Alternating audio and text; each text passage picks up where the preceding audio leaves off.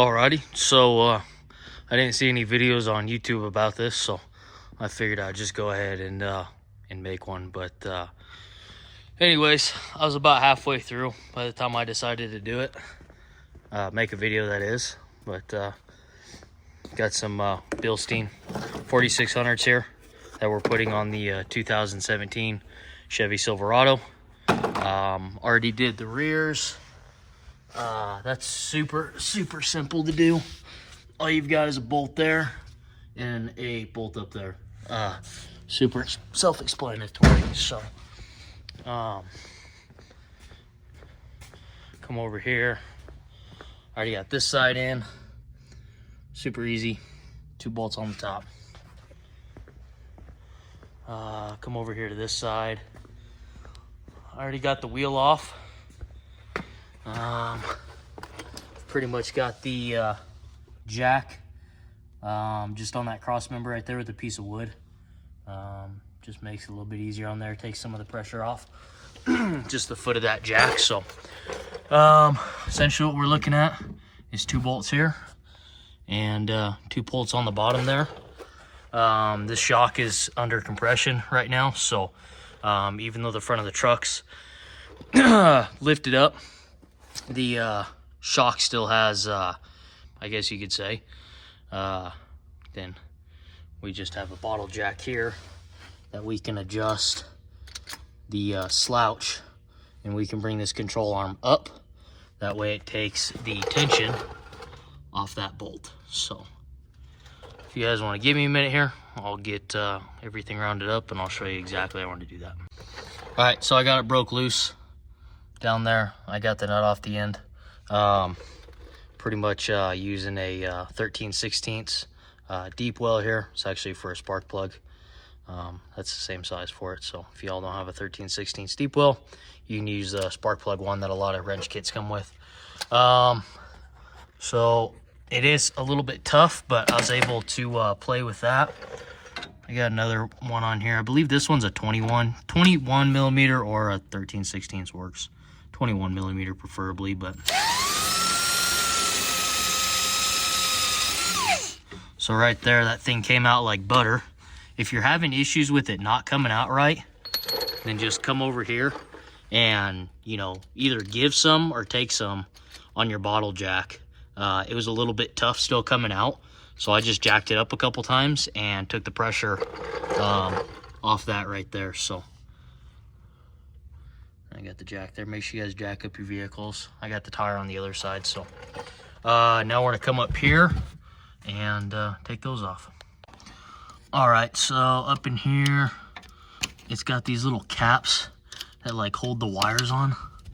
Kind of a dumb design, but I guess it keeps it away from the exhaust manifold and everything there. So they pop off super easy. You just gotta work with them a little bit. I just got a flathead screwdriver.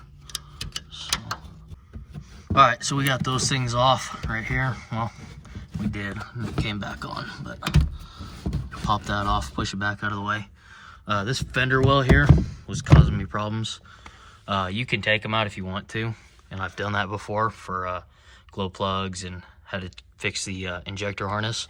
But I just took a razor blade and just cut that little flap right there.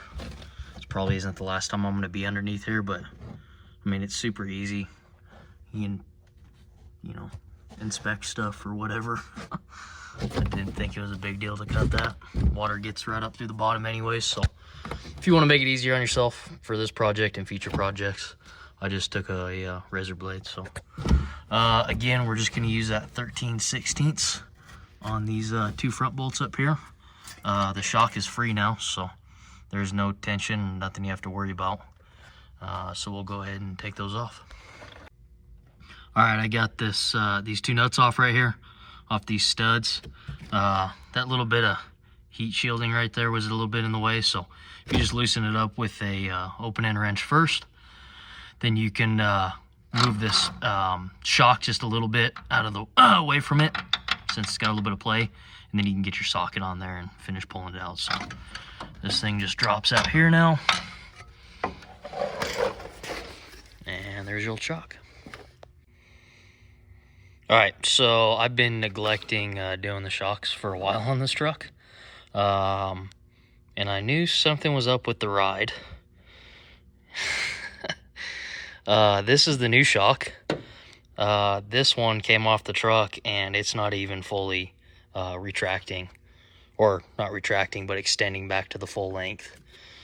And it's super easy to push down on it. So that's it fully compressed right there, and it's not even coming back out. So yeah, this one should be much harder to push down, which it is, and it springs back super fast. So truck's gonna ride totally different with these new Bilstein 4600s. So let's drop this new one in.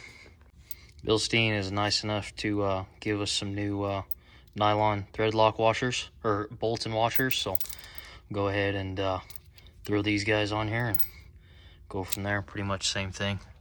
I'll get this one up in there and bolt it in and show you guys how to put in that bottom one. Alrighty, so I got the 2 top studs in. Got plenty of play here, so we will go ahead and come and put this bottom one in now. On this bottom one here, it's going to be kind of the same game as taking it out. So if y'all can see right now, it doesn't quite line up. So come over to the jack here, give it a couple, 2 or 3 pumps. Come over here, look. Pretty darn close. Let's take this. We had to use the original bolt. Bilstein doesn't give us a bottom one, which is no big deal. So over here.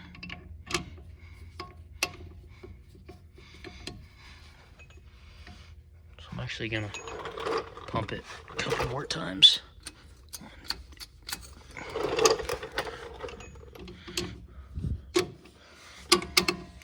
And now it just presses right through. If you need to, grab a hammer that says crescent wrench on it and just tap her in. Good to go there. Go ahead and we'll tighten this thing up and go from there. Alrighty, so we are done here. Make sure you put these little caps back on, that way that wire's not up against that exhaust manifold there. So everything looks good. Everything feels tight. I've read a couple different places that that's supposed to be 70 foot-pounds torqued on the end of that nut there. They say don't do it. Bilstein says don't tighten it until the truck's fully on the ground, so we'll go ahead and snug it up then. I'll put 70 foot-pounds on it and see. I think just the most important thing is make sure it's on there securely, but don't pinch those ears. If you tighten it too much and squeeze these 2 ears together, that bushing right there is going to be smashed, and you're not going to have the articulation. As the suspension goes up and down, it's not going to turn. So just make sure you don't over tighten that and squeeze them ears in, because then you're going to have issues. So if you don't have a torque wrench, just kind of snug it up, don't kill it, and you'll be good to go. So alrighty, we'll put the wheel back on and lower it and see where we're at. Alrighty, what's happening, guys? I got the shocks on the truck here. I forgot to film a little bit of an outro in the shop, but anyways, we're driving here. Truck feels really good.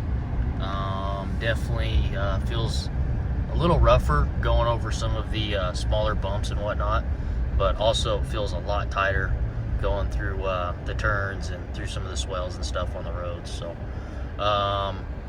yeah, just kind of out driving it right now. Everything feels good. I'll probably go back and retorque those shocks on the bottom, just make sure everything looks good. So anyways, super glad that I went with the 4600s and not the 5100s. The 5100s, a lot of people were, recommending to put them on stock riding height trucks. I don't know if they have as good a luck, doing the 5100s instead of the 4600s. I talked to people from 4-Wheel Parts whenever I ordered it, and they said absolutely not. Don't put the 5100s on unless you've got some type of leveling kit or overall lift kit on the truck. So 4600s ride good, they feel good, the fitment was good, and I think they're going to last a little bit longer too. So appreciate y'all watching, and well, sorry for the poor editing skills, but hopefully I can get better at doing these things as things come up on the truck. Thanks for watching.